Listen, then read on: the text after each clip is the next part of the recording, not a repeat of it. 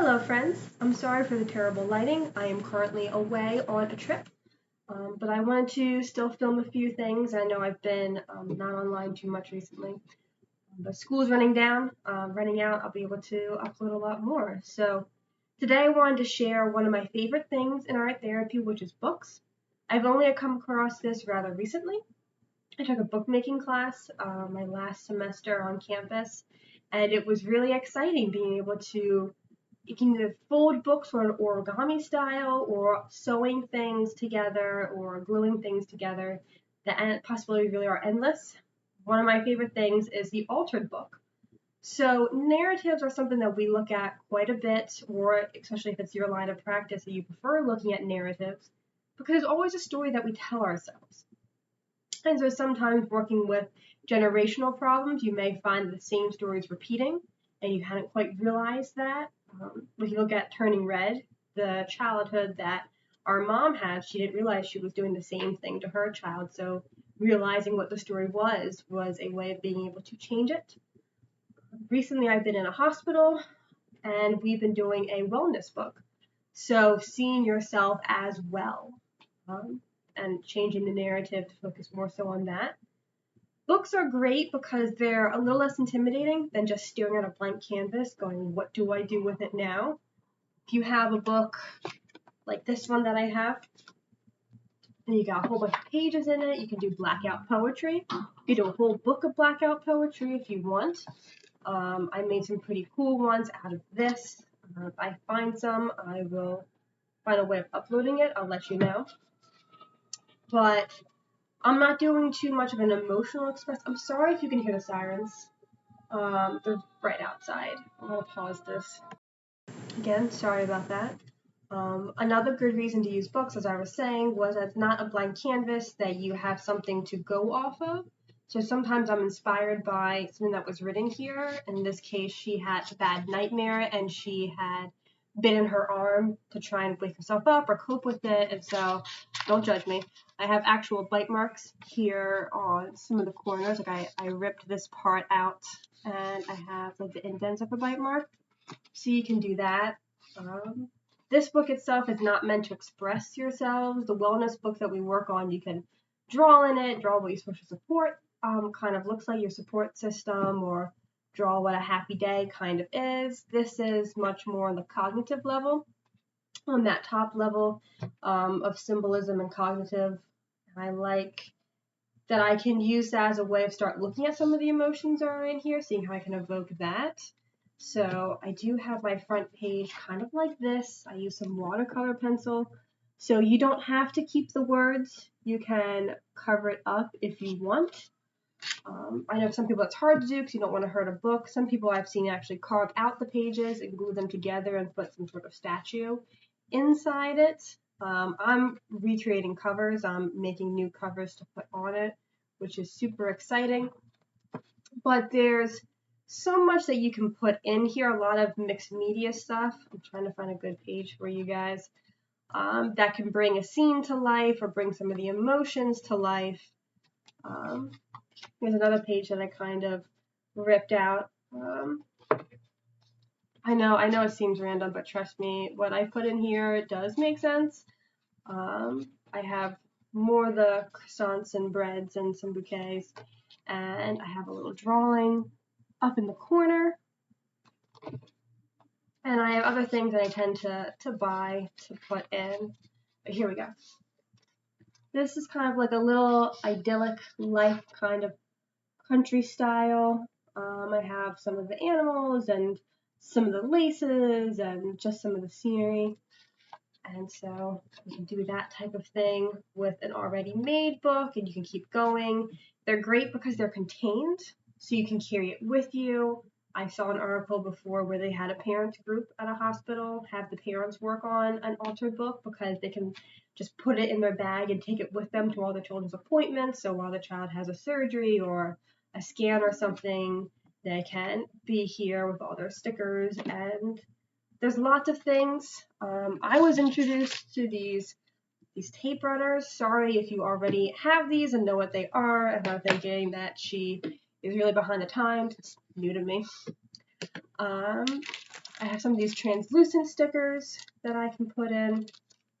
And I have, these are the bakery kind of stickers. I have different flowers and washi tape. So much washi tape. Washi tape is your best friend when you're doing this. But any sort of scrapbook paper, and you can just use rips of scrapbook paper. You can use newspaper cuttings. I have hot wax seals, which are great. I don't believe I have any on me at this time, but they're super fun. It's actually a lot cheaper than you would expect. You get a low temperature hot glue gun, and you can get the wax already made to fit into the glue gun. And then kind of like printmaking. Printmaking has its own art there if you're following, which is fantastic. But you can definitely do something with that. This is different. This is a blank journal. So you don't have to start with words and cover it up. Thanks to this spine, I also can add as much as I want and it won't break the spine. For something like this, I will have to rip some of the pages out just so that it's not breaking around me. But this is something I'm using for a bit of grief over my dogs who have passed. I'm making a Balto book where each one of them is a member of the team. And so I have some pages where I'm writing about what happened in Nome, Alaska, and the medicine and whatnot. This is kind of the mixed media that I have for the tundra out there. And then I go in and I have the team, and I'm writing about each of the members of the team that we have here going on. Again, I'm sorry for the terrible lighting. I really wish it was better. And I start writing about each of the dogs, kind of in present, but you can think of it as like an archangel kind of thing, or like a mythology, the way you have different gods of different things, and they're on Earth for a certain period of time. So this one I wrote about a dog named Maxine, and said, the leader of the pack, despite being very shy, Maxine had 3 homes in her life. Abandoned at just 1 year old, she reminds us to look towards the future instead of living in the past or feeling stuck in the present. Every stepping stone has a purpose, and it can take a lot of bravery to admit when things just aren't working out. Maxine reminds us that you can love someone and let them go. We won't always know what the future holds, but by taking chances, we too can find our people and our forever home. Maxine is the patron of letting go. So in that way, you can take a whole big experience and figure out what is the narrative, find some sort of meaning from this experience. She taught about letting go. I have the next one, Holly, is the patron of rest and recuperation. A lot of the dogs just make me happy, and I think, well, what else besides happy makes them so specific? Hers was about taking the slow path and, smelling the roses while you're there. And the next one I have listed is Sugar. And I said, she's a funny dog, and she doesn't like wearing her collar. So as a staunch supporter of nudist colonies and total anarchy, she is the patron of mischief and separation, because she kind of reminds us that it's okay to do our own independent thing. So there's lots of things that I have to put in here. I got these vintage sort of prescriptions, because the Nome, Alaska people needed a prescription medication that the dogs were bringing. So I can put those in the journal to bring it to life. I also have this note that my vet sent me when my dog passed, because she has a very nice poem in it that I would like to include as well. So you could absolutely have this as a contained place to keep a lot of memorabilia and other things that are important to you. I won't read this. I was going to read it, but for the interest of time, I think I'll skip it for now. And the last option that I wanted to show you about was junk journals. These are a gift from a friend. You can make your own books. You don't have to use one that's already made. This one is rather small, and I just love the patterns in here. It makes me quite happy. And you can write stuff. You can put down flowers that you picked up and other sort of cute stickers. This one used to be an envelope, like a mail envelope. She made a little bookmark in there, which is fantastic. I love the way it crinkles. They're just so much fun, and it's exciting. And it has a little closure, so you can keep it all nice and shut. And it's it's made up of different scraps, so you're not wasting things when you're cutting out, paper for your book like this. You can put them all together. It doesn't have to be perfect.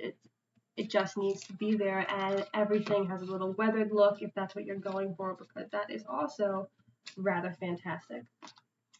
That's all I have for right now, so see you next time.